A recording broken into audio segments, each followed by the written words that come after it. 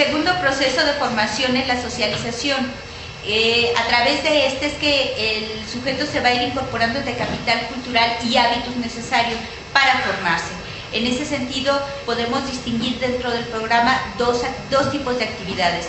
Unas que podríamos denominar individuales en el sentido de que no colaboran más que el estudiante y el tutor, y otras que son colectivas, que son propiamente las actividades en sede.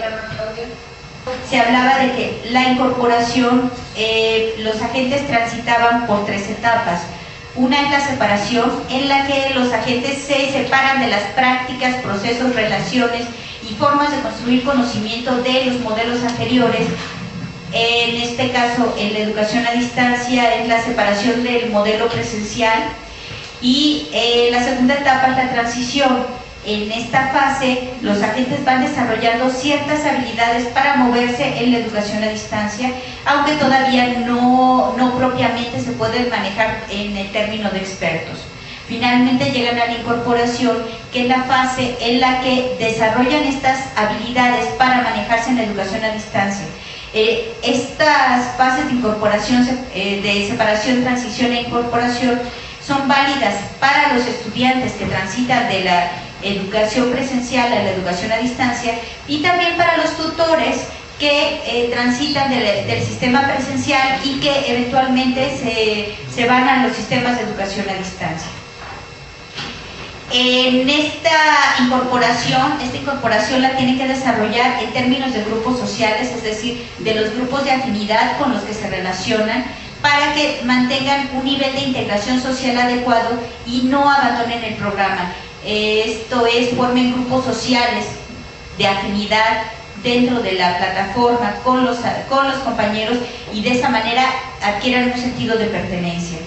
El segundo elemento es el desarrollo de modelos de formación, es decir, formas de aprendizaje individual para gestionar su aprendizaje dentro de la plataforma, mayor responsabilidad para dirigir su propio proceso y para organizar los tiempos necesarios, y también formas diferentes de construcción grupal de ideas.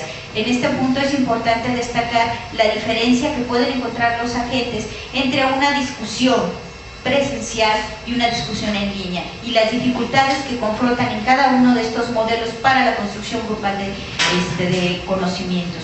Finalmente, la incorporación con el trabajo del tutor, es decir, la congruencia entre el capital cultural y el hábitus, las formas de trabajo del tutor, para que pueda haber un ajuste de expectativas, métodos y conocimientos, y puedan llevar una mejor relación de formación dentro del programa. Un segundo elemento es la socialización. En él se desarrollan procesos de construcción de capital cultural y hábitos en la medida en la que el sujeto logra incorporarlos a través de diferentes prácticas. En este caso distinguimos dos, unas que llamamos individuales porque en ellas participa el estudiante, pero no está solo porque forma parte de esta dinámica tutor. Sin embargo, no cuenta con el apoyo de ninguno de sus compañeros del grupo.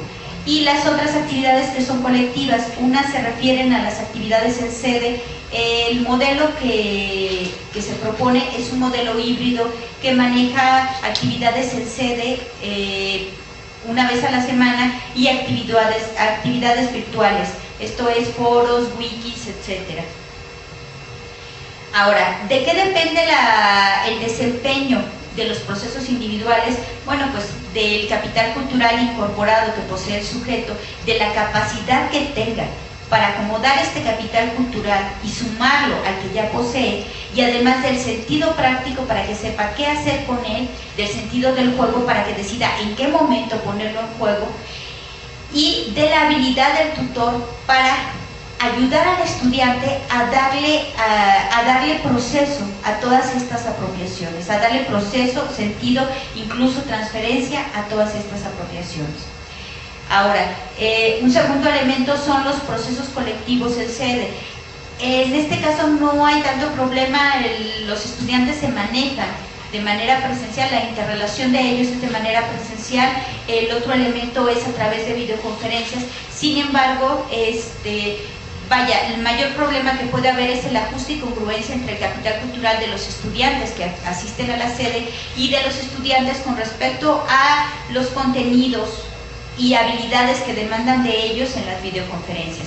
Evidentemente, aquí también se crean grupos por afinidad en términos de hábitos y de preferencias, y aquellos que posean menos habilidades, menos capital cultural, menos hábitos o un hábitus discordante con el de la institución, serán paulatinamente marginados y no lograrán integrarse a estas actividades grupales. Un segundo elemento de los procesos colectivos son los virtuales. En ese sentido nos referimos a los foros y los wikis. Aquí, ¿qué es importante? Evidentemente es importante el capital cultural, el capital lingüístico para expresar sus ideas, el sentido práctico para saber cómo me tengo que manejar en un foro, cómo tengo que manejar la tecnología para poder entrar en el foro, para poder participar en él, pero también cómo tengo que manejarme para construir conocimiento que pueda ser reconocido por el grupo y que pueda ser reconocido por el tutor.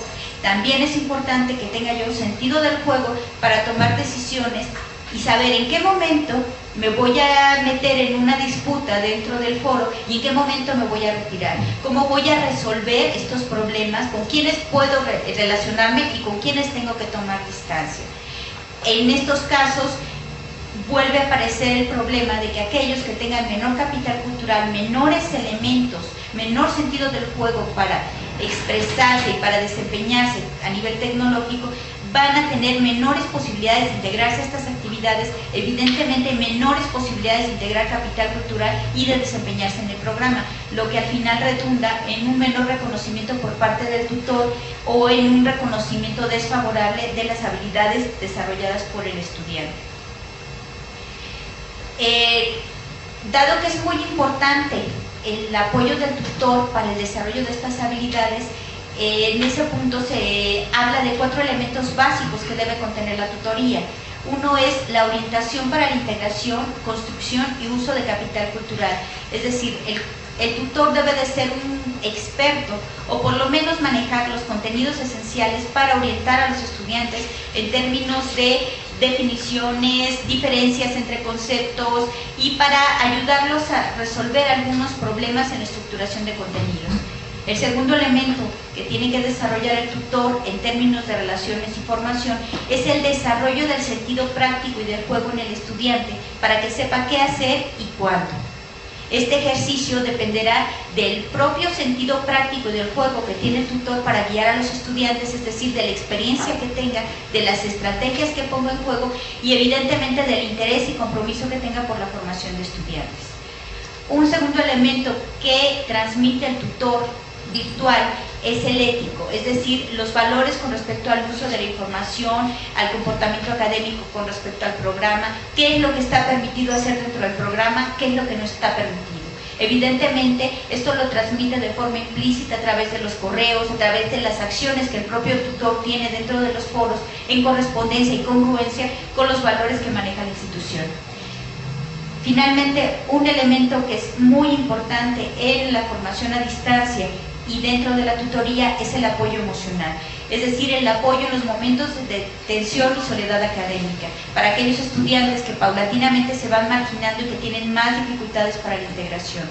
El apoyo en los momentos en los que el aprendizaje supone una serie de conflictos que enfrentan al sujeto a un nivel de complejidad muy elevado, que los bloquea. En ese sentido es importante que el tutor sepa cómo manejar las situaciones, es decir, que tenga sentido práctico para saber cómo manejar las situaciones y sentido del juego para tomar la mejor decisión para orientar al estudiante y que el estudiante no abandone el programa por una elevada tensión o por aislamiento académico.